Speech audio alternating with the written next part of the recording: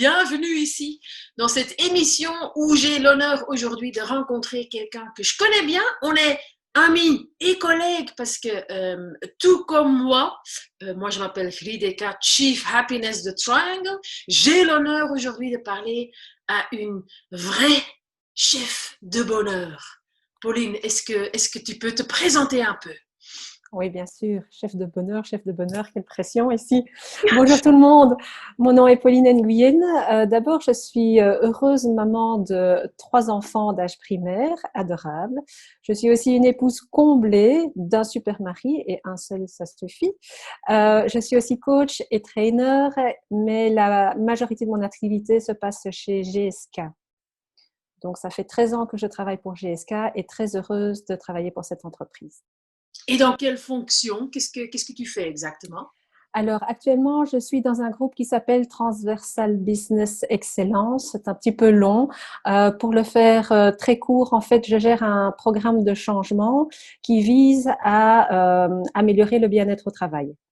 Et donc, initialement, c'est un programme qui visait à réduire le stress au travail. Et puis, petit à petit, il a été amené à évoluer. Et l'idée, c'est maintenant d'avoir vraiment une approche beaucoup plus proactive pour amener plus de bien-être au travail au quotidien. Ok. Et c'est important de le faire parce que le bien-être, est-ce que c'est pas une responsabilité personnelle de tout le monde? Très certainement, c'est une responsabilité personnelle, mais c'est aussi une responsabilité de l'employeur de mettre les conditions nécessaires pour que la responsabilité personnelle puisse se faire aussi. Donc pour moi, c'est vraiment une question de co-responsabilité et c'est certain qu'avec ce type de programme, on n'oblige personne. L'idée n'est pas de se dire que tout le monde doit être bien tout le temps, à tout moment. On a tous nos up and down et c'est normal. Mais c'est vraiment de favoriser un environnement de travail positif où les gens peuvent rebondir en cas de souci, en cas de challenge, et nous en avons tous. Ouais, ouais. Ben, je crois que pour le moment, tout le monde vit des difficultés avec Corona. Comment est-ce que ça a impacté votre organisation? Alors, je pense que comme la majorité d'entre nous, on a tous dû faire preuve de beaucoup de résilience. D'une part, il y a beaucoup d'inquiétudes liées à la situation sanitaire elle-même, l'inquiétude pour soi, l'inquiétude pour la famille, pour les amis. Et puis alors après, il y a aussi l'isolation qui a fait que on n'était plus trop connectés les uns aux autres. Et ça, c'est un aspect très très compliqué. Donc ici, l'idée, c'était vraiment de favoriser un maximum ces connexions. Et certainement que être en virtuel toute la journée, ce n'est pas idéal. Donc, de fait, il faut une bonne balance, mais de créer cet espace pour que les gens puissent se connecter quand ils en ont besoin, parce qu'il n'y a rien à faire. Le lien social est vraiment quelque chose d'extrêmement important. Ouais. Et cet espace, vraiment de manière spacieuse, disons, ou au niveau du temps? Ah, ben, les deux, les deux, les deux. Donc, c'est sûr qu'on ne peut pas se voir face-to-face tous dans la même pièce. Maintenant, on crée des moments virtuels où les gens peuvent se connecter. Et puis, c'est certain aussi que cela requiert un ajustement du temps de travail et des directives pour que ça puisse se passer aussi dans une journée, je dirais, classique. Donc, c'est là aussi qu'intervient la responsabilité de la hiérarchie de pouvoir offrir cet espace à ses employés. Ouais, ouais. Eh bien, je t'entends parler de bien-être. Quand même, je te présente comme Chief Happiness Officer. Quel est le lien entre ces deux domaines? C'est une excellente question, Ingrid. Écoute, premièrement, je dirais que Chief Happiness Officer, c'est une question aussi de sémantique. Je pense que dans un environnement comme le mien, c'est peut-être pas le terme qui parlera à tout le monde. Et donc, quelque part, la première chose que j'ai envie de dire, c'est que c'est important aussi d'adapter le langage par rapport aux interlocuteurs que tu peux avoir. Après, encore une fois, le but n'est pas que tout le monde soit bien tout le temps. Le but, c'est vraiment de favoriser cet environnement positif et aussi, dans notre cas, c'est de promouvoir un maximum toutes les ressources santé bien-être qu'on a dans l'entreprise parce qu'elles sont énormes. Et donc là, je dirais que merci GSK parce que honnêtement, ils font beaucoup pour leurs employés. Ce qui est juste dommage, c'est que les gens ne savent pas que tout ça existe. Donc l'idée, c'est aussi de pouvoir mettre la lumière sur ce qui peut les aider et de cibler l'une ou l'autre chose en fonction du contexte, en fonction du timing qui peut apporter plus de bien-être pour les employés. Ouais, ouais. Et ben, moi, comme personne, avoir plus de bien-être, je vois pourquoi, hein, je comprends les avantages. Pourquoi est-ce qu'une entreprise devrait quand même, ouais, augmenter le bonheur ou le bien-être au travail? Quels sont les avantages pour une entreprise? Alors, premièrement, je pense que déjà on passe beaucoup de temps au travail, plus de temps au travail qu'à la maison, donc autant que ça se passe bien. Donc ça, c'est la première chose que j'avais envie de dire. D'autre part, on sait aussi que il y a une corrélation très forte entre un employé heureux, un employé qui est bien, et la performance. Un employé qui va être démotivé, potentiellement, va se replier sur lui-même, ne va pas pouvoir délivrer ce qu'il a délivré et dans des cas extrêmes aussi pourrait rater ses objectifs et ou être tellement en souffrance qu'il pourrait tomber malade également. Donc quelque part c'est vraiment important de cultiver le bien-être au travail aussi parce qu'on sait que ça peut amener jusqu'à 30% de performance en plus. Donc au final c'est du tout bon pour tout le monde, aussi bien pour l'employé que pour l'employeur. Ouais. Et pour tout le monde autour aussi, je crois, parce que si Absolument. moi je me La sens bien, mes famille, collègues, mes clients vont en profiter aussi finalement, hein. mes Et quand enfants, même, mon mari. voilà, voilà, hein. Et quand même, moi, je continue à rencontrer des personnes qui disent oui, mais le bonheur, le C'est pour les bien-être, autres. je ne vois pas quel est le lien avec le contexte professionnel. Comment réagir à ce genre de réaction? Alors, je pense que je vais revenir sur un truc que j'ai dit précédemment. Je pense que c'est vraiment important de parler le même langage que ton interlocuteur. Donc, si maintenant tu as une personne en face de toi qui est vraiment très focalisée sur des chiffres et des résultats, il faut lui donner des chiffres et des résultats. Il y a assez d'études qui sont là pour soutenir cette théorie et on le rencontre également au quotidien dans tout ce que je fais. J'essaye d'une certaine manière de mesurer l'impact aussi pour pouvoir montrer que voilà, c'est les efforts qu'on a mis quelque part paye. Ça, c'est une première chose.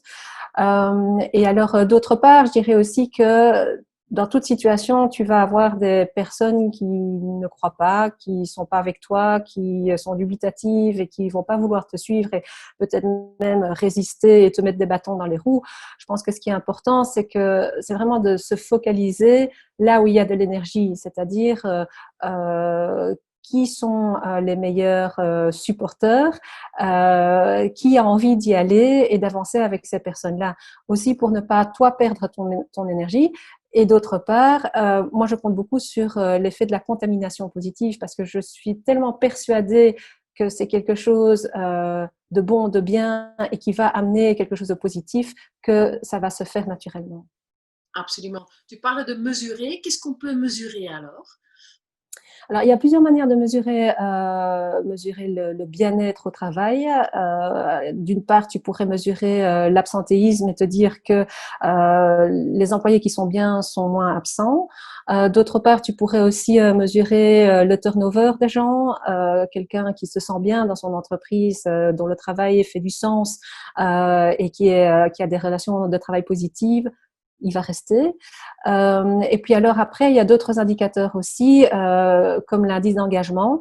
Et donc là, en fonction des entreprises, l'indice d'engagement est le reflet de plusieurs choses. Chez nous, par exemple, c'est le reflet de est-ce que l'employé se sent valorisé, est-ce qu'il y a beaucoup de confiance, est-ce qu'il sent qu'il est dans un environnement où les choses peuvent être dites. Et donc ça donne aussi une indication. Et puis alors, au-delà de tous les chiffres, je pense que ce qui est super important, c'est aussi de récolter du feedback beaucoup plus qualitatif. Je ne donne jamais un statut de ce que je fais sans avoir un feedback chiffré et un feedback qualitatif parce que parfois, derrière le chiffre, il y a d'autres choses qu'il faut aller récolter aussi. Et c'est là où j'ai tout mon groupe d'ambassadeurs que vous voyez derrière moi qui aident aussi au quotidien à aller récolter la voix du terrain, le feedback des gens et quelque part à sentir aussi ce qui se passe dans l'entreprise. Ouais. Et ce feedback, est-ce qu'on peut l'avoir à distance ou est-ce qu'il faut vraiment sortir, rencontrer, parler aux personnes ou est-ce que c'est tout simplement un questionnaire qu'on peut envoyer? Non, ça c'est vraiment une partie très, j'ai envie de dire très humaine dans l'interaction humaine, c'est-à-dire que moi ce que je leur demande c'est vraiment de laisser traîner leurs oreilles. Voilà, il y a tellement de choses que tu entends dans les couloirs, il y a des choses que tu entends dans tes meetings, il y a des choses que tu entends dans n'importe quelle interaction en fait que tu as avec les gens. Et c'est vrai que la situation actuelle amène un gros challenge au niveau de la capture et du ressenti des personnes. Maintenant, la recommandation, c'est vraiment de nouveau de créer ces espaces et ces opportunités de connexion pour pouvoir entendre aussi comment ça se passe dans le quotidien de tout un chacun. Et ça se fait via les ambassadeurs, mais ça se fait aussi via la hiérarchie. La plupart de nos leaders ont organisé énormément de temps de connexion avec les personnes pour savoir comment elles allaient, pour donner une direction aussi et pour garder le lien. C'est vraiment ça qui est ultra important, c'est vraiment de garder le lien. Ouais. Donc j'entends le plan bien-être, c'est communiquer, ce sont beaucoup d'ambassadeurs. Mm-hmm. Et pour le reste, qu'est-ce qu'on fait encore? S'il y a deux choses sur lesquelles on a beaucoup travaillé et qu'on continue encore à travailler aujourd'hui et que j'ai envie de partager maintenant, c'est premièrement l'aspect reconnaissance. Est-ce que l'employé est reconnu pour ce qu'il fait? Est-ce qu'il est remercié pour ce qu'il fait? Est-ce qu'il est clair par rapport à ses objectifs? Est-ce qu'il sait où on l'attend? Qu'est-ce qui est attendu de lui? Comment il contribue? Est-ce qu'il reçoit du feedback régulièrement? Tout cet aspect vraiment de reconnaître la personne au-delà de l'employé ou de la tâche qui doit être faite. Et alors d'autre part, ce qui est aussi super important, et on en revient au lien, c'est vraiment de favoriser et de réduire parfois la montagne, le puits qu'il y a entre la hiérarchie et le terrain. Il y a un changement qui est en train de s'opérer. On n'y est pas encore, mais honnêtement, je trouve que ça évolue dans le bon sens. Là maintenant, l'idée c'est que le manager soit vraiment beaucoup plus là pour aider ces gens plutôt que d'être là pour pointer du doigt ou pour contrôler tout ce qui se fait. Donc ça, c'est vraiment les deux choses sur lesquelles on continue à travailler énormément, la reconnaissance et rapprocher le management du terrain. Ouais. Mais en fait, si je comprends bien, ça veut dire qu'on doit vraiment aussi faire évoluer Oui. ces leaders, ces responsables. Et ça me semble assez difficile parfois aussi, surtout quand on a l'habitude depuis longtemps d'avoir un certain style de management. Et du coup, moi, je dois servir en fait mon équipe. Comment est-ce qu'on peut aider ces responsables? Alors, évidemment, ça ne se fait pas du jour au lendemain. Et je pense que ce qui est important aussi, on a parlé des ambassadeurs qui sont là pour traduire les messages, être proches des gens. Mais à côté de ça, il y a aussi le côté sponsorship des senior leaders qui doit être présent pour qu'on puisse faire ce travail. Parce qu'autrement, il y a aussi un problème de crédit et de légitimité. Qu'est-ce que moi, je vais aller quelque part dire que ça, c'est bien ou ça, c'est pas bien. Et donc, quelque part, c'est vraiment un travail qui doit se faire à tous les niveaux, que ce soit au niveau terrain ou que ce soit au niveau upper management, de manière à soutenir ce type d'initiative et de passer des messages cohérents aussi. Parce que si ça se passe sur le terrain et qu'au-dessus, ils sont pas avec nous, mais ça va pas aider. Et Ouais, vice-versa. Et vice-versa. absolument. Absolument. Dernière question peut-être, Pauline, si tu peux donner quelques conseils à nos spectateurs, qu'est-ce que tu pourrais conseiller si on veut aussi avoir plus de bonheur, plus de bien-être au travail? Je pense que le conseil pour celui qui a envie de sur plus de bonheur au travail, il est vraiment personnel. C'est vraiment de se lancer avec ce qu'on a, d'y aller. Il y a certainement un groupe de personnes qui ont envie d'y aller avec vous, donc n'ayez pas peur et faites ça avec ce que vous avez. Commencez petit, c'est déjà très bien. Et alors, d'autre part, je pense que après, ne pas se laisser décourager parce que quelque part, on parle aussi d'un changement de culture, un changement d'état d'esprit. Ça prend du temps et c'est pas parce que ça marche pas tout de suite dans les premiers mois que ça va pas prendre un moment. Donc, il faut certainement pas se décourager. Et à titre d'exemple, je dirais qu'il nous a bien fallu, je dirais, une bonne année et demie, voire 2 ans avant que le mouvement s'enclenche vraiment dans l'entreprise. Donc, honnêtement, ne vous découragez pas et tenez bon. Voilà. Voilà, un peu de patience, ça peut être magique, je pense. Hein. Oui, Euh, tout à fait. Tu m'as inspiré aussi parce que c'est peut-être un de mes plus grands défis, donc merci beaucoup. Je t'en prie.